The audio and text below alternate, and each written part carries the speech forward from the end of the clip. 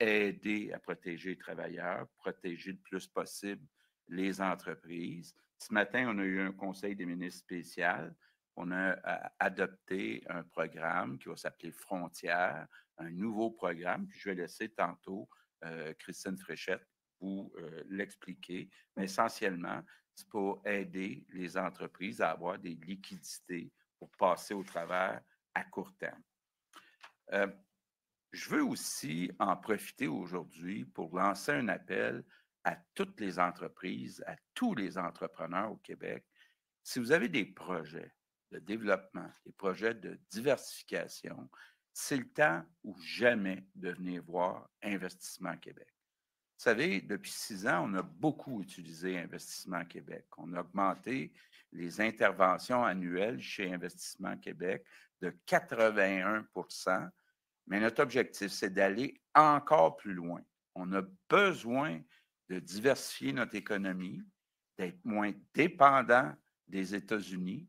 Donc, on a besoin de vos projets. Puis tous les bons projets vont être regardés par Investissement Québec. Puis notre objectif, c'est rien de moins que de dire ce qu'on a fait depuis 6 ans, on a réussi à battre la croissance économique par habitant du reste du Canada, battre l'augmentation des salaires moyens, du revenu disponible moyen, l'augmentation de la productivité du reste du Canada. Bien, il faut en faire encore plus. Puis il faut continuer d'avoir une meilleure performance que le reste du Canada dans les années qui viennent. C'est quelque chose qu'on est capable de faire. On a des outils au Québec que le reste du Canada n'a pas. Puis, bien, je vous parle d'abord d'Investissement Québec. Beaucoup de gens dans le reste du Canada, dans les autres provinces, rêveraient d'avoir un outil comme Investissement Québec qui est dédié juste aux projets dans la province, dans l'État du Québec. Et on a aussi un autre outil qui fait beaucoup de jaloux, qui est extraordinaire, qui s'appelle la Caisse de dépôt et placement du Québec, qui a plus de 400 milliards d'actifs, qui a une double mission, rappelez-vous, Jean Lesage à l'époque, mission de rendement pour les fonds de pension, mais aussi mission d'aider au développement économique du Québec. Cette deuxième mission va être plus importante que jamais. Déjà depuis 6 ans, on a augmenté de 47 les actifs de la Caisse de dépôt au Québec. Et là, dans les prochains mois, dans les prochaines années, j'ai déjà demandé au président de la Caisse de dépôt d'en faire encore plus. On est vraiment à un tournant. L'économie du Québec ne sera pas la même dans les prochaines années que ce qu'on a connu dans les dernières années. On est chanceux d'avoir et Investissement Québec et la Caisse de dépôt pour être capable de passer au travers. Il y a un autre avantage qu'on a au Québec, c'est le patronat puis les syndicats, on est tissé très serré. Bon, d'abord, il y a les fonds des travailleurs, FTQ puis CSN. On a aussi 2 grandes institutions financières qui sont très présentes dans les régions du Québec. Je parle de Desjardins et de la Banque nationale. Donc, moi, je suis optimiste qu'on va passer mieux au travers que le reste du Canada avec cette crise, cette tempête qu'on a devant nous autres. L'autre outil qu'on a au Québec, c'est Hydro-Québec. Bon, vous le savez, nous, on croit toujours à l'importance d'augmenter le volume d'énergie renouvelable pour le long terme. Hydro-Québec a des projets de plus de 150 milliards pour doubler sa capacité. Ça va être le plus grand chantier de l'histoire du Québec. Évidemment, si on perd 100 ou 160 000 emplois dans le secteur privé, ça va être une bonne chose d'avoir Hydro-Québec. Bon, on va déposer bientôt aussi le budget 2025-2026 et j'ai demandé au ministre des Finances d'accélérer la réalisation d'infrastructures. Je parle autant en éducation, les écoles, en santé, les hôpitaux, qu'en transport. donc les routes ou le transport collectif. Je pense que c'est le temps d'investir dans nos infrastructures pour être capable de passer au travers la période qui risque d'être difficile. L'autre chose aussi, puis ça, très important, puis j'ai déjà commencé à en parler, entre autres avec Doug Ford, il faut concrètement augmenter les échanges avec le reste du Canada. Il faut faire tomber les barrières interprovinciales. Déjà, je mentionne quand même que depuis 6 ans, on a augmenté de 34 nos exportations dans le reste du Canada, ce qui est à peu près la même croissance que nos exportations aux États-Unis. Mais là, il faut en faire encore plus, dans les deux sens. Et puis, Doug Ford et moi, on s'est bien promis d'y travailler concrètement, industrie par industrie, secteur par secteur. L'autre chose qui est importante de faire, c'est de répliquer à Donald Trump. C'est pas vrai qu'il va s'en sortir et qu'on va se croiser les bras. Donc, vous avez vu tantôt le premier ministre du Canada qui est venu confirmer ce qui a été convenu par toutes les provinces et territoires, c'est-à-dire qu'il y aura des contre-tarifs pour une liste de biens importés des États-Unis au Canada. Donc, une première liste de 30 milliards, puis une deuxième liste qui va s'ajouter dans 3 semaines de 125 milliards.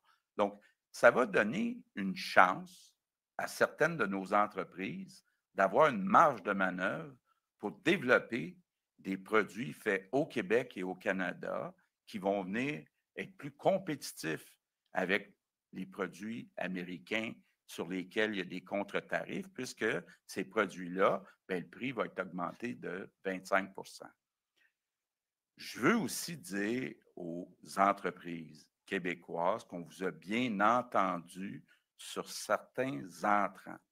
Ça veut dire quoi? Ça veut dire qu'il y a parfois des entreprises qui ont des produits où dans la fabrication de ce produit-là, il y a une partie qui vient des États-Unis. Bon. Donc, ce qu'on essaie de faire, c'est un vrai travail de moine, là, mais c'est de dire, s'il y a des, on dit-tu intrants ou entrants? Intrants, intrants. Intrants, Legault, intrants. Il faut être capable de dire, si ces intrants-là existent quelque part au Canada, ben on devrait les prendre au Canada. Si ces intrants-là n'existent pas au Canada, il faut, à un moment donné, se poser la question si on met effectivement un contre-tarif sur les produits importés. Ah ouais. Ça va coûter cher aux Québécois tantôt, ça? Je passe pas par là, je ne suis pas rendu là, mais je pense à ce que Sonia Lebel va vous parler tantôt. J'ai demandé à Sonia Lebel, dans nos approvisionnements et nos appels d'offres, de pénaliser, je dis ça entre guillemets, les entreprises américaines. Donc, elle va vous expliquer comment on va le faire. Maudit cave. Évidemment, on veut donner le moins de contrats d'approvisionnement, on veut les laisser gagner le moins d'appels d'offres possible dans l'avenir avec ce qu'on voit aujourd'hui. J'ai aussi demandé à la Société des alcools d'arrêter de vendre tous les produits américains. Ils ont déjà commencé ce matin à retirer les bouteilles. Maintenant, j'invite aussi tous les Québécois, toutes les entreprises, toutes les municipalités, toutes les organisations, dans la mesure du possible, d'acheter des produits québécois. C'est la meilleure façon qu'on peut sauver un certain nombre d'emplois des Québécois. Finalement, je termine en vous disant qu'à plus long terme, on souhaite toujours, idéalement, avoir une entente avec Donald Trump, être capable de recommencer à avoir accès à cet énorme marché de 335 millions. Là, il faut bien se comprendre, au Québec, on est 9 millions. Au Canada, on est 41 millions, mais aux États-Unis, il y a 335 millions de personnes. Donc, c'est assez facile à comprendre, là, sans avoir fait un grand cours d'économie, que c'est plus facile pour une entreprise d'amortir ses frais fixes, sa recherche, son développement sur un plus grand nombre de consommateurs. Donc, notre objectif, ça reste toujours d'essayer de conclure une entente qui est bonne pour les deux, qui est bonne pour les Québécois canadiens, puis bonne pour les Américains. Évidemment, on va voir ce qui se passe au cours des prochains jours, des prochaines semaines. J'ai eu la chance, puis plusieurs de notre gouvernement ont eu la chance de parler avec des élus américains, démocrates ou républicains, avec des grandes entreprises américaines. Puis il y a beaucoup d'inquiétudes du côté américain. D'abord, beaucoup d'inquiétudes que le 25 de tarifs viennent repartir l'inflation et les taux d'intérêt aux États-Unis. Puis deuxièmement, que des entreprises américaines soient pénalisées parce que les intrants qu'ils recevaient du Canada vont maintenant coûter 25 plus cher. Donc, il y aura un impact. On risque de le voir même sur le marché boursier. On risque de le voir dans les pertes d'emplois aux États-Unis. On comprend que M. Trump, à long terme, espère peut-être remplacer des emplois, mais on ne peut pas ouvrir des usines du jour au lendemain aux États-Unis. Le meilleur exemple, c'est l'aluminium. Je m'excuse de revenir avec cet exemple-là, mais les États-Unis produisent seulement 14 de leur aluminium. Le Québec leur en fournit 60 de leurs besoins. Ça prend 4-5 ans pour bâtir une aluminerie, puis ça prend de l'énergie qu'ils n'ont pas. Donc, c'est pour ça que je ne suis pas surpris de voir que M. Trump semble avoir reculé pour mettre des tarifs à 10 sur l'aluminium, parce qu'il ne peut pas se passer de notre aluminium. Puis en plus, bien, il y a une partie de cet aluminium-là qui est bien destiné pour certains produits comme le F-150 chez Ford. Ils ne peuvent pas du jour au lendemain prendre de l'aluminium ailleurs.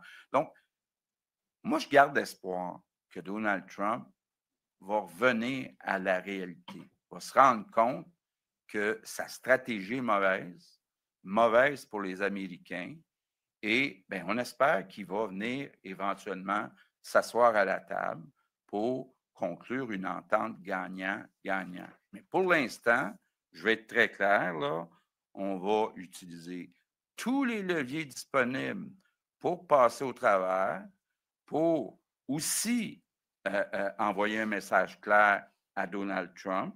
Je suis convaincu qu'en bout de ligne, peu importe ce que fera M. Trump dans les 4 prochaines années, je suis convaincu que le Québec va sortir de tout ça plus fort, avec une nouvelle économie qui est plus diversifiée, qui est plus résistante. Et donc, je reste optimiste, même si je veux quand même dire aux Québécois que les prochains mois, si les tarifs restent en place, ça risque d'être des mois qui sont difficiles. J'ai oublié de dire résiliente. La parole à la ministre de l'Économie, Christine Freeland. Ah oui, explique-nous le plan. Beaucoup, monsieur le Premier ministre. Plan. Ah oui, go. D'une part, je voudrais rappeler que depuis ma nomination en septembre dernier comme ministre de l'Économie, de l'Innovation et de l'Énergie, j'ai pu me plonger à fond dans les dossiers de nature économique, bien sûr. Puis je pense que c'est important de se le rappeler dans ce contexte-ci bien particulier et souligner que notre performance économique au Québec depuis 2018, elle est très bonne. Si on se compare en fait au reste du Canada, on fait beaucoup mieux sur l'ensemble des indicateurs de performance. On a un taux de chômage d'une part qui est très bas, puis à l'inverse, on a un taux d'emploi qui est élevé, puis on a une économie qui est très diversifiée, très dynamique. C'est certain qu'on a des défis notamment en termes de productivité. On n'est pas en tête de peloton au sein du Canada quand il s'agit de productivité. Ah, ben non, on est en retard. La performance du Canada dans son ensemble versus productivité celle Québec. Là encore, il y a un écart important et un écart qui s'est agrandi. Lucien Bouchard l'avait dit. La pandémie. Autre défi qu'on a, puis on l'a répété beaucoup ces derniers mois, c'est qu'on a une trop grande dépendance au marché américain. C'est sûr que c'est un marché qui est juste à côté, qui est considérable, qui a été en croissance économique de manière très significative au cours des dernières années. Alors, ça a permis à nos entreprises de se développer. Mais il y a une trop grande dépendance au marché américain qui en résulte. Alors, il faut profiter de la situation qu'on connaît pour faire en sorte de renverser la donne. À court terme, pour soutenir les entreprises qui vont être vraiment affectées par les tarifs douaniers, on a mis sur pied un tout nouveau programme, le programme Frontières, avec un soutien pouvant aller jusqu'à 50 millions de dollars le programme Frontières vise en fait à offrir une aide financière rapide aux entreprises, aux prises avec des besoins en liquidité.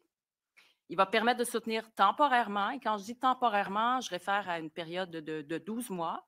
Donc, ce programme va aider les besoins de liquidité des entreprises pour qu'elles soient en mesure de s'ajuster, d'ajuster leur modèle d'affaires ou encore d'ajuster leur chaîne d'approvisionnement. Donc, c'est un programme, en fait, qui s'adresse aux entreprises québécoises du secteur manufacturier ou d'un secteur primaire. Il faut par ailleurs que le chiffre d'affaires soit affecté significativement par l'assujettissement de leurs exportations aux tarifs douaniers américains. Les aides financières qui seront consenties vont prendre la forme de prêts ayant un terme maximal de 7 ans, avec un moratoire sur le remboursement pouvant aller jusqu'à 2 ans. Donc, c'est quand même généreux comme proposition, comme caractéristique. Il y a une deuxième mesure qu'on met en place et qui s'intitule en fait le chantier productivité, pour référer au grand défi qui est le nôtre et dont on me parlait déjà quand j'étais aux études, c'est dire. Alors, le gouvernement donc va bonifier ces aides financières sous forme de prêts à des taux avantageux et pourra accorder également, mais de manière exceptionnelle, des contributions non remboursables aux entreprises présentant des projets majeurs qui se démarquent sur le plan de la productivité. Alors, le chantier productivité vise l'amélioration, bien sûr, de la productivité des entreprises, mais en offrant des aides financières flexibles et avantageuses qui vont être en soutien de leurs projets d'investissement.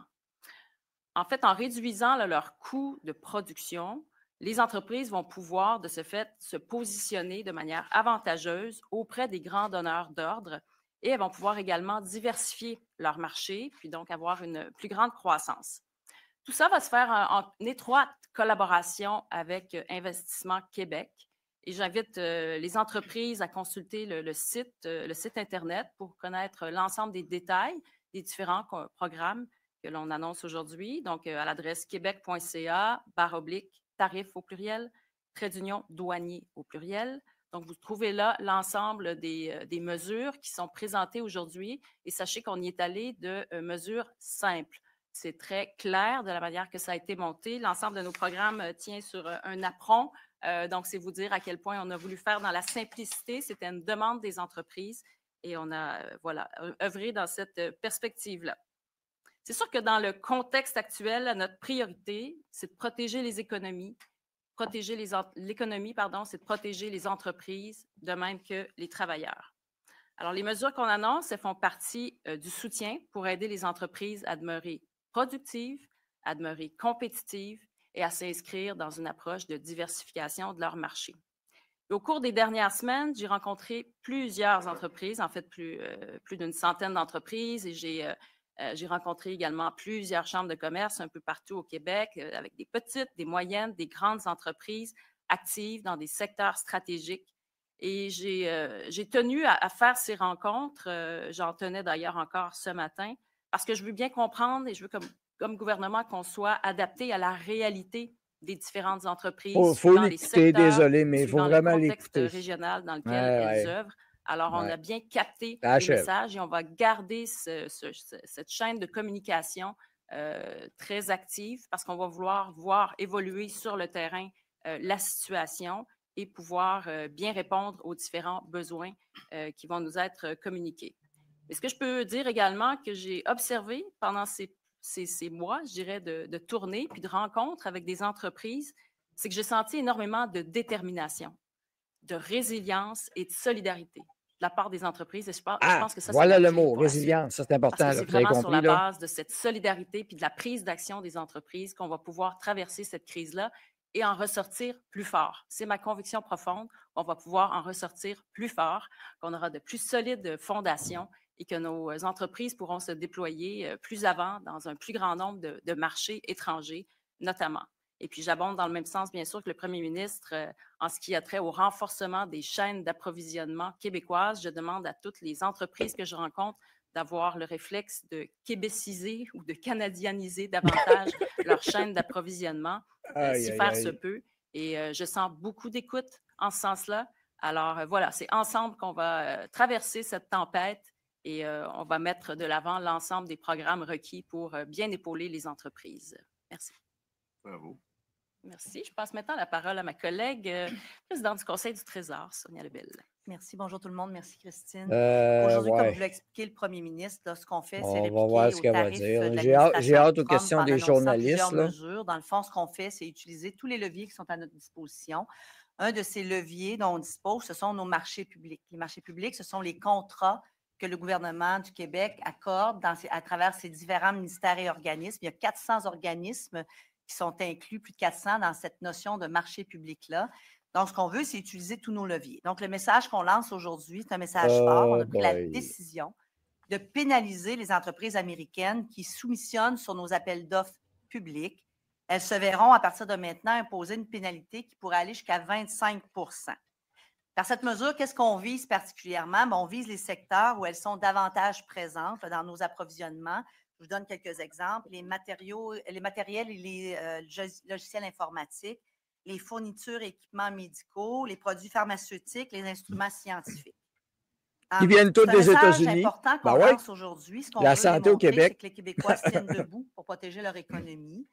Ce qu'on veut faire en même temps, donc non seulement on veut pénaliser les entreprises américaines qui soumissionnent dans ces secteurs, mais ce qu'on veut faire aussi, c'est soutenir les entreprises québécoises pour les aider à intégrer ces secteurs-là, réduire, encore une fois, on le disait, diversifier et réduire notre dépendance dans ces différents secteurs. Donc, ce qu'on veut faire, non seulement c'est pénaliser, mais en même temps, l'effet, je vous dirais, positif pour nos entreprises, c'est de leur donner une meilleure marge de manœuvre pour être capable de gagner justement ces contrats publics-là et réduire ainsi notre dépendance là, aux États-Unis. C'est une question d'équilibre, tout ça. Donc, l'idée, c'est de pénaliser, mais en même temps, d'avoir toujours en tête l'intérêt de nos entreprises québécoises. L'idée, c'est de pénaliser l'intérêt des entreprises, mais manger de la marde. C'est ça. Ces pénalités-là s'ajoutent à d'autres mesures qui sont déjà contenues dans la stratégie des marchés publics qu'on a déposée il y a 2 ans. Ça fait longtemps qu'au gouvernement du Québec, on dit qu'il faut favoriser les produits québécois. C'est important pour notre économie, c'est important pour la reconnaissance de nos entreprises, pour nos emplois, mais ça devient encore plus, je dirais, stratégique et criant de le faire aujourd'hui. Donc, on ajoute une mesure supplémentaire, mais je pense qu'il ne faut pas oublier qu'on a de l'avant des mesures dans notre stratégie qui ont permis, dans les 2 dernières années, d'augmenter de 1,2 milliard les contrats publics qui vont maintenant à des entreprises québécoises en approvisionnement. Au départ de la stratégie, c'était 38 % de nos approvisionnements. Maintenant, on est rendu à plus de 52 % et l'aiguille continue de bouger dans la bonne direction. Donc, on va continuer à pousser les mesures, à voir comment on peut accompagner nos entreprises, à leur donner des tarifs préférentiels quand c'est possible de le faire. Donc, on va continuer dans ce sens-là parce que nonobstant l'administration Trump, pour moi et pour nous au gouvernement du Québec, il a toujours été une priorité d'être exemplaire et de favoriser l'achat québécois. Donc, on va profiter de la situation pour aider nos entreprises québécoises à mieux intégrer le marché de nos contrats publics.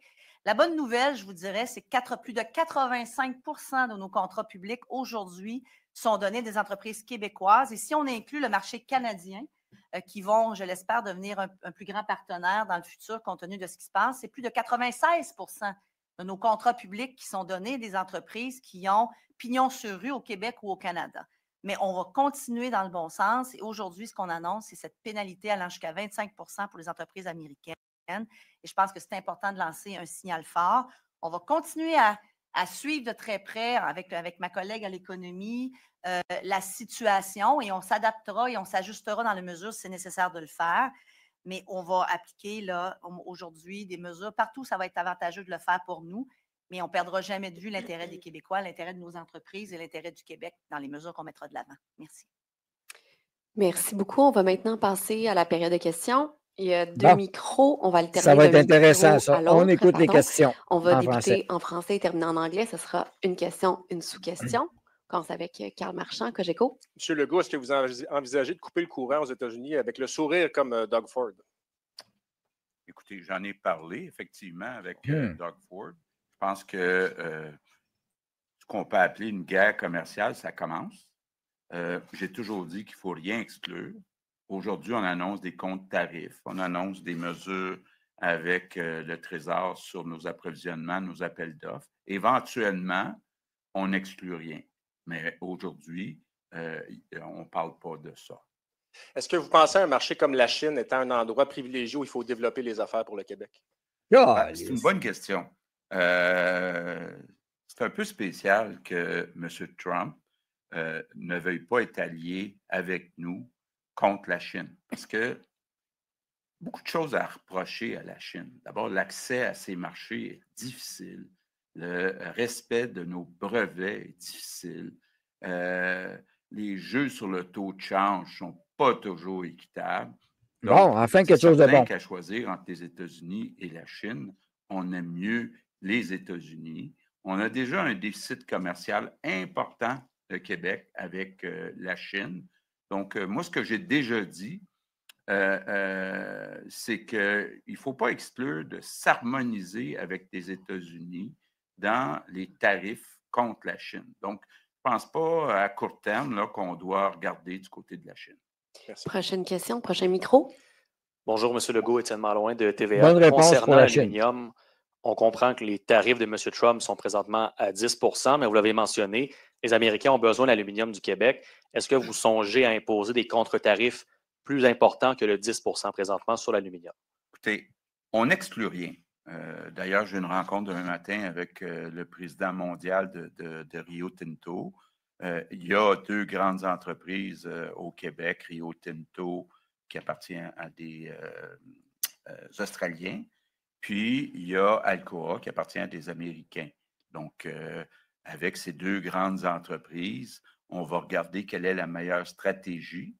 Mais ça ne veut pas dire que la meilleure stratégie pour ces 2 grandes entreprises-là, qui font en passant beaucoup de lobby auprès des 3 partis d'opposition, c'est la meilleure position pour le compagnies Québec, américaines qui font travailler du monde au Québec. Par contre, ce que j'ai dit à Justin Trudeau, il n'est pas question de mettre des tarifs à l'exportation sans l'accord du Québec pour les entreprises qui sont au Québec. Donc, on va continuer. On n'exclut pas ça, mais ce n'est pas d'un plan à court terme. Et qu'est-ce que vous répondez aux entreprises qui, en raison de ces tarifs, songent soit à réduire de façon considérable leur production ou même à relocaliser leurs activités aux États-Unis? Bien, je serais surpris qu'ils réduisent leur production. On sait qu'au niveau mondial, quand on regarde le marché est en équilibre. Ça veut dire que la capacité de production est égale aux besoins mondiaux. Donc, comme ça est arrivé en 2017, il n'y a pas beaucoup d'inquiétude à y avoir sur le fait qu'on va pouvoir écouler cet aluminium. Évidemment, je me mets à la place des multinationales comme Rio Tinto et Alcoa. J'aimerais mieux que le marché américain reste ouvert. Comme ça, je peux mettre en compétition l'Asie, l'Europe avec les États-Unis. Je peux comprendre ça. Mais avec ce que fait M. Trump aujourd'hui, je pense qu'on ne doit rien exclure parce que M. Trump sait très bien que seulement 14 % de l'aluminium utilisé par les grands, là, comme GM, Ford, Chrysler, l'aérospatial, 60 % des besoins en aluminium viennent du Québec. Donc, de venir nous faire un affront comme il fait aujourd'hui, là, je pense qu'il ne faut rien exclure. Prochaine question. Éric Desrosiers du Devoir. Tout à l'heure, on a demandé au premier ministre Trudeau qu'est-ce qu'il entendait déployer comme politique d'aide, programme d'aide pour les travailleurs et les entreprises. Il a dit que sa priorité actuellement était plus de la contre-attaque contre les tarifs de M. Trump et de le faire changer d'idée. Êtes-vous d'accord que la priorité devrait plutôt être de faire mal aux Américains pour les convaincre de changer d'idée ou est-ce que c'est de venir en aide aux travailleurs et aux entreprises? Bien, j'ai une rencontre de prévu avec M. Trudeau à 2 heures, si tout va bien. Puis, un des sujets qui va être encore à mon ordre du jour, c'est l'aide aux travailleurs et aux entreprises. Et je pense, entre autres, aux travailleurs.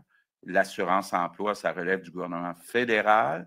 J'ai déjà demandé au gouvernement fédéral d'assouplir les règles à cause de ce qui s'en vient. Mais moi, je m'attends à de l'aide du fédéral, autant pour les travailleurs que pour les entreprises. Veux-tu ajouter quelque chose? Non, c'est beau. Madame Lebel, vous parlez d'une pénalité de 25 % dans les appels d'offres contre les compagnies américaines. Comment ça fonctionne? Ça veut dire que quand ils font une soumission, vous ajoutez 25 % à leur prix? Oui, absolument. C'est-à-dire qu'on va prendre les soumissions qui sont déposées par les diverses compagnies et on fait pour les prix des compagnies qui viennent du marché américain. On fait plus 25, ce qui devrait donner une marge de manœuvre pour nos entreprises pour être capables de remporter l'appel d'offres. Mais naturellement, le prix payé va être le prix à la soumission et pas le prix plus 25. Là, on ne va pas se donner nous-mêmes la marge de payer 25 de plus. Mais donc, on regarde 3 entreprises. S'il y en a une, je vais faire un chiffre, là, une à 100 une à 90 à titre d'exemple, qui est américaine, une à 100 qui est canadienne, qui est québécoise ou canadienne. Bien, celle américaine va tomber autour de 125, 122 $. Donc, c'est celle à 100 $ qui va le rapporter, là, donc, remporter qui est l'entreprise québécoise. Donc, c'est comme un peu l'entreprise québécoise va chercher mais des la même extras logique après. que de donner des tarifs préférentiels là, quand on à des entreprises pour les avantager. On va leur donner un tarif de pénalité pour les désavantager, mais le prix, naturellement, qui sera le prix payé sera le prix à la soumission et non pas le prix plus 25. Là. Prochaine question, s'il vous plaît.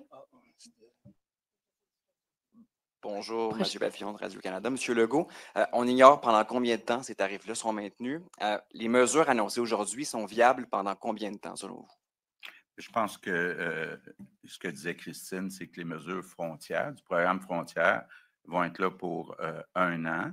Mais évidemment, il va y avoir beaucoup de cas par cas, puis on va suivre ça de semaine en semaine, à savoir qu'est-ce qui se passe. On souhaite que ça soit là le moins longtemps possible. Je disais tantôt un ordre de grandeur, si c'est là pour 6 mois, on peut penser perdre 100 000 emplois au Québec. Si c'est là pour 12 mois, on peut penser perdre 160 000 emplois au Québec. Donc, évidemment, il faut suivre ça de proche, puis on va ajuster au fur et à mesure nos programmes. Bon, vous savez, il y a un budget qui s'en vient probablement à la fin du mois de mars. Bien, il y aura des sommes additionnelles qui vont être prévues, mais là, on va suivre le dossier de près pour voir à quelle vitesse nos entreprises arrivent à se diversifier, à être capables d'arriver avec des nouveaux projets. Donc, on va suivre tout ça. Là. Il y a, veut pas, beaucoup d'incertitudes dans ce qui s'en vient. Est-ce que des mesures ciblées pour aider les agriculteurs sont prévues? Oui, bien, en fait, pour ce qui est du programme frontière, en fait, ce n'est pas des mesures destinées au secteur. Albert et Martin, écoute bien ça, c'est pour toi, là. Pourra se qualifier s'il respecte les différents critères là, énoncés par le programme frontière et le chantier productivité. En termes de durée, le programme frontière, c'est 12 mois et le programme chantier productivité est sur 2 ans, tandis que le programme sur la diversification des marchés, lui, d'une durée de 3 ans. Merci. Prochaine question. Julien McEvoy du Journal de Montréal. Est-ce que vous avez une idée si le programme frontière est juste pour les grosses entreprises ou pour toutes les entreprises? En fait, ça va être pour toute entreprise qui a un chiffre d'affaires de 3 millions de dollars ou plus. Est-ce que vous savez c'est combien d'entreprises sur le nombre total au Québec, ça? Je n'ai pas le nombre d'entreprises exact, mais je peux vous dire que 3 millions de dollars de chiffre d'affaires, c'est autour d'une trentaine d'employés. Donc, c'est pour vous dire que c'est des petites entreprises qui auront accès à ce programme-là frontière, assurément les moyennes entreprises aussi dans leur ensemble. Advenant qu'il y ait des petites entreprises qui ne se qualifient pas pour le programme frontière, je les invite à prendre contact avec Investissement Québec parce qu'on a le programme Parezo qui va probablement répondre à leurs besoins. Donc, elles ne sont pas sans filet. C'est juste que le programme qui est mis sur pied aujourd'hui ne s'adresse pas nécessairement aux très petites entreprises, là, disons de moins de 20 employés, mais on a le programme Parezo à Investissement Québec qui pourrait répondre. C'est important aussi de rappeler qu'Investissement Québec a un bureau dans chaque région. Oui. C'est pour les petits montants. Ça va être Investissement Québec régional qui va pouvoir avancer l'argent. Donc, ça va nous permettre d'agir plus rapidement pour les aider. Justement, vous nous avez fait un bel éloge du bras financier qu'est Investissement Québec. On a bien vu là, la pancarte Open for Business dans la fenêtre. Est-ce que vous pensez donner du muscle à votre bras, plus de cash, un volume d'affaires plus élevé? Comment vous voyez ça là, dans les temps qui viennent? Bien, déjà, comme je le disais, depuis 6 ans, on a augmenté de 81 % les interventions annuelles en dollars. Et je ne veux pas dévoiler ce qu'il y a dans le prochain budget, mais je peux déjà vous dire qu'on va augmenter les sommes chez Investissement Québec. Prochaine question. Bonjour, M. Legault. Je suis encore de ce côté ici. Pierre Saint-Arnaud de la Presse canadienne. Ce matin, M. Trudeau a dit qu'il ne sait plus à quoi s'en tenir trop avec M. Trump lorsqu'il est question de la CFE. Oui. Et que la seule chose dont il est sûr, c'est que son intention, c'est d'écraser l'économie canadienne pour faciliter l'annexion du Canada aux États-Unis. Vous pensez quoi de ce genre d'affirmation-là? Bien, malheureusement, je pense qu'il ne faut pas exclure effectivement cet objectif. Quand je suis allé à Washington, j'ai entendu ça de la part d'un de ses conseillers. Première fois qu'on entend parler de ça, hein? Menteur. Je pense qu'au niveau économique, M. Trump prend un mauvais chemin pour atteindre ses objectifs qui sont flous.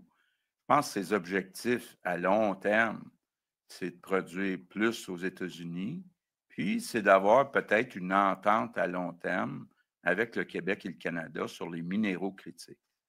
Et quand je disais qu'on est ouvert à travailler ensemble, ben, je ne parlais pas de faire des compromis sur les emplois, je parlais de développer une entente gagnant-gagnant. Mais la façon dont il se prend, est-ce que c'est en mettant des tarifs de 25 pour créer une récession au Canada, pour qu'on soit en position de faiblesse? Non, Nat, tu restes là. Solidarité. Entre autres, l'accès à long terme à nos minéraux critiques, tout ça est possible. Bon, est-ce qu'il veut avoir nos minéraux critiques en essayant que le Canada devienne le 51e État aux États-Unis? Moi, je peux vous dire, ça n'arrivera pas. Ça n'arrivera sûrement pas au Québec. Ce que j'entends dans le reste du Canada, ça n'arrivera pas non plus. Donc, je pense qu'il prend le mauvais chemin, Donald Trump. Et puis, les mesures qu'on annonce aujourd'hui, entre autres les mesures de représailles, je pense que ça va être à suivre dans les prochaines semaines. La bourse américaine, les taux d'intérêt, l'inflation aux États-Unis, on va suivre ça parce qu'il ne prend vraiment pas le bon moyen pour atteindre ses objectifs. Bon, il va le dire à Tom comment ça marche. Pour Mme Lebel.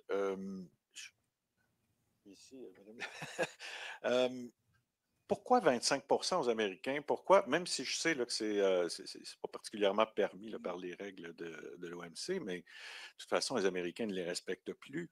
Pourquoi 25 et pourquoi ne pas tout simplement fermer la porte complètement à toute soumission américaine? Oui, je vais parler d'entrée de jeu qu'il y a trois secteurs névralgiques pour le Québec quand on parle de technologie de l'information, mais particulièrement l'approvisionnement en équipement médical. Je vais vous parler de ça. Ben oui, la santé. Je pense qu'il faut le faire de façon intelligente et équilibrée pour le Québec. Donc, l'idée est d'aider nos entreprises qui sont absentes ou presque complètement absentes de ces secteurs-là. Donc, il faut toujours regarder la disponibilité du produit aussi en matière d'approvisionnement dans des secteurs qui sont importants. Donc, l'idée, c'est de favoriser l'accès de nos entreprises qui, présentement, ne sont pas concurrentielles dans ces domaines-là. Donc, en donnant un tarif de 25 dans certains secteurs, on va rendre nos entreprises beaucoup plus concurrentielles. Elles vont pouvoir accéder au marché, ce qui va les aider à développer le marché. Et ça va aussi peut-être inciter, parce qu'il y a d'autres mesures d'accompagnement, des gens avec le ministère de l'Économie dans chacune des régions qui vont aider les entreprises à se développer dans des secteurs où elles ne sont pas présentes pour l'instant. Et ça va leur donner un avantage concurrentiel pour être capable d'accéder à ce secteur-là. Mais fermer la porte demain matin dans ces secteurs, je pense qu'il faut le comprendre. On ne peut pas le faire et là, c'est les Québécois qu'on va pénaliser. Donc, ce qu'on doit faire ici comme gouvernement responsable, c'est répliquer, lancer un message fort, mais jamais perdre en tête que ce sont les Québécois notre priorité. Ce sont trois secteurs que je vous ai nommés tantôt. Je peux même les répéter si vous voulez. Là. Technologie de l'information, le matériel logiciel informatique, on le sait. Fourniture et équipements médicaux, on en a besoin. La produits santé. Pharmaceutiques et instruments scientifiques qui sont souvent dans le domaine médical. Donc, on lance un message fort. Comme je vous le disais d'entrée de jeu, ça va rééquilibrer le marché pour certaines de nos entreprises, leur permettre d'avoir accès et nous donner aussi le temps de développer pour ces entreprises-là ces marchés et se libérer tranquillement du marché américain. Mais si on ferme la porte demain matin, ce sont les Québécois qui vont être pénalisés. Prochaine question, maintenant en anglais, si je ne me trompe pas. Bonjour, M. Legault. Mathieu Dion de Bloomberg News. Quebec's electricity is a big symbol, and you know it in the U.S. Quebec is known for its electricity. What is preventing you today to say, hey, let's cut the power to the U.S. on the spot market? Okay. On the spot market, sorry. First, Mathieu, maybe before I answer your question, I would like to say a few words in English if you go ahead. Don't disagree. So the Trump administration has carried out its threats by imposing. Bon, OK, là, il fait un bout en anglais. Donc, ben voilà, fallait écouter cette conférence de presse live. Donc, il y a eu la conférence de presse ce matin de Trudeau. Alors, vous avez entendu l'essentiel. Il va sûrement avoir d'autres questions et autres. Bon. Incroyable, mais vrai. Hier, Legault l'avait dit, il va falloir faire mal aux États-Unis. Poker. Faire mal aux États-Unis. Faire mal à Trump. Misère. Donc, les représailles du Québec et de Trudeau contre les tarifs de Trump. Trudeau a annoncé ce matin 30 milliards tout de suite, immédiatement, de pénalités sur ce qu'on va importer des États-Unis. Et donc, ça veut dire, vous, les suckers, les consommateurs, vous allez payer plus cher pour plusieurs produits et 125 milliards d'ici 21 jours, ça ne se règle pas. Bon, total, 155 milliards. Ça, c'est l'offre de Trudeau en réponse à Trump. On ne parle pas de baisser les impôts, les taxes. On ne parle pas d'être compétitif fiscalement. On ne parle pas d'aider les gens. On ne parle pas du tout non plus de baisser, d'enlever la taxe de carbone pour être compétitif sur nos transports. On ne parle pas de monter une économie plus forte. Non. On parle de taxer les consommateurs et les citoyens une fois de plus. Bon.